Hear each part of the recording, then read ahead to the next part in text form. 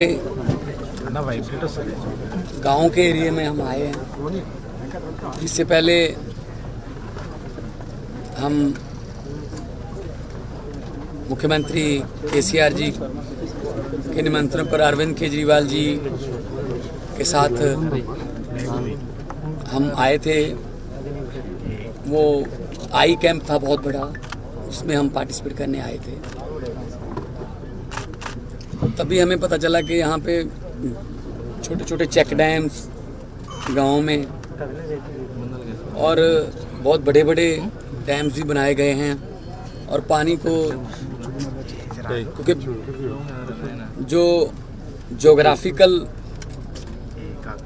स्थिति तेलंगाना की है कि उसमें पानी ऊपर उठा के लगभग 500 मीटर से ज़्यादा ऊपर उठा के उसके बाद डैम बना के उसके बाद ग्रेविटी के साथ इसको सिंचाई के लिए दिया जाता है, पानी पीने के लिए दिया जाता है।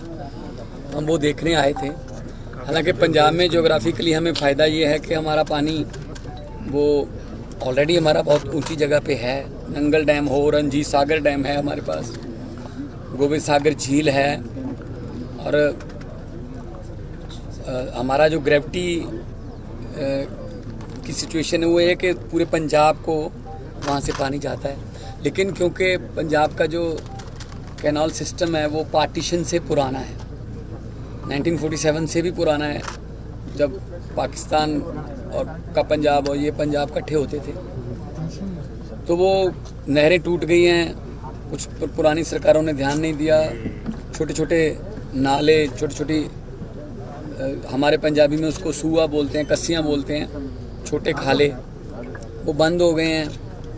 तो पैडी उगाने में नंबर 1 है देश में पंजाब, लेकिन पैडी उगाने में हमारा ग्राउंड का पानी बहुत इस्तेमाल होता था। 1 किलो चावल उगाने के लिए 3800 लीटर पानी हम धरती से निकाल लेते हैं। महंगा पड़ता है, बहुत महंगा। अब हमारा ये हालत हो गई है कि हमारे 80% से ज़्यादा जो जोन है वो ब्लैक डार्क जोन में चले गए। पानी डेंजरस लेवल पर लो चला गया है। तो हमें अब ज़रूरत है कि 14 लाख जो ट्यूबवेल हैं उनको किसी न किसी तरीके से कम किया जाए। क्रॉप डाइवर्सिफिकेशन की तरफ हम जा रहे हैं, लेकिन प्रॉब्लम ये है कि धान और डाइवर्सिफिकेशन की तरफ हम जा रहे हैं, लेकिन प्रॉब्लम ये है कि धान और गेहूं के बिना सेंटर सरकार किसी और फसल को एमएसपी नहीं देती, इसलिए उनको बीजना पड़ता है, धान उगाना पड़ता है। तो पंजाब के पानी को हम इस तरीके से इस्तेमाल करें, नहरों के पानी को, नदियों के पानी को, क्योंकि पंजाब का नाम ही नदियों पर है। 5 आब, 5 पानी। तो सतलुज है हमारे पास, ब्यास है और बहुत भाखड़ा है। बहुत सी नदियां जो हैं वो पंजाब में हर 20 किलोमीटर बाद, हर 15 किलोमीटर बाद कोई ना कोई नदी है।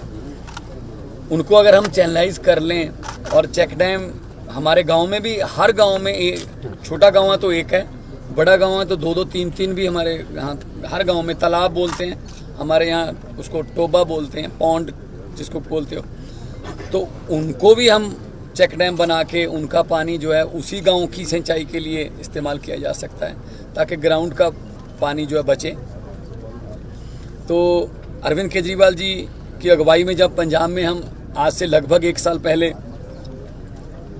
जो है प्रचार कर रहे थे चुनाव का, तो हम ये भी एक गारंटी दे रहे थे कि पंजाब के किसानों के लिए हम नई नई स्कीमें लाएंगे और धान की बुआई से हम किसानों को बाहर निकालेंगे। कोई और फसलें जिन पर एमएसपी हो जा, उतने पैसे उनको बने, उतना फ़ायदा उनको हो जितना धान बीजने पर होता है। चाहे पंजाब की धरती इतनी फर्टाइल है, इतनी जरखेज़ है, कुछ भी बीज सकते हैं हम। मक्की बीज सकते हैं, बाजरा बीज सकते हैं, सनफ्लावर बीज सकते हैं, किन्नू हमारे यहाँ होते हैं, कपास, नरमा हमारे यहाँ बहुत बड़ा एरिया नरमा कपास में, गन्ना है हमारे पास। और पॉपुलर हमारा होशियारपुर का एरिया पॉपुलर, उसमें पोटैटो, गार्लिक, कुछ भी उगा सकते हैं हम। लेकिन मैंने पहले बताया कि due to lack of MSP तो किसान उन फसलों की तरफ तजर्बा करने नहीं जाते। अभी पंजाब एग्रीकल्चर यूनिवर्सिटी में हमने सरकार किसान मिलनी की थी, बहुत से किसान आए, उनसे हमने पूछा कितनी तारीख को आपको नहर में पानी चाहिए, कितनी तारीख को नहर बंद चाहिए, कितनी तारीख को आपको बिजली शाम को 7 बजे से 2 बजे तक चाहिए रात को खेतों के लिए, कितनी तारीख को सुबह 4 बजे से चाहिए खेतों के लिए। तो मेरे ख्याल में अगर हम तेलंगाना का ये मॉडल काफ़ी हद तक हम अगर कामयाब होते हैं इसको पंजाब में लागू करने में, तो पंजाब का पानी भी बचेगा और हमारी जो बिजली की सब्सिडी है वो भी बचेगी। और उनके जो सहायक धंधे हैं जैसे डेयरी है, वेरका बहुत बड़ा हमारा सहकारी संस्था है, वेरका है, मार्कफेड है, मिल्कफेड है। तो पंजाब जो है वो पहले भी नंबर 1 स्टेट थी, लेकिन पिछली सरकारों ने इतना ध्यान नहीं दिया, ना ही तो इंडस्ट्री पर, ना ही तो कोई फूड प्रोसेसिंग की इंडस्ट्री पर। मैं हैदराबाद में आया था, इंडस्ट्रियलिस्टों से भी मिला था, बहुत से इंडस्ट्रीज अभी जा रहे हैं। 23-24 फरवरी को हमारा इन्वेस्टमेंट समिट है। मुझे उम्मीद है कि हमारा ये ट्रिप जो है specially for ground water and to check the check dams of Telangana. तो माननीय मुख्यमंत्री तेलंगाना KCR जी ने हमें बहुत सपोर्ट किया है कि आप आइए, हम आपको दिखाएंगे कि कैसा कैसा हो सकता है। सीखने के लिए आदमी कहीं भी जा सकता है, तो बहुत कुछ सीख के जाएंगे यहाँ से। वो फायदा होता है तो ऊपर लाएगा ना, 500 मीटर 600 मीटर ऊपर लाए तो।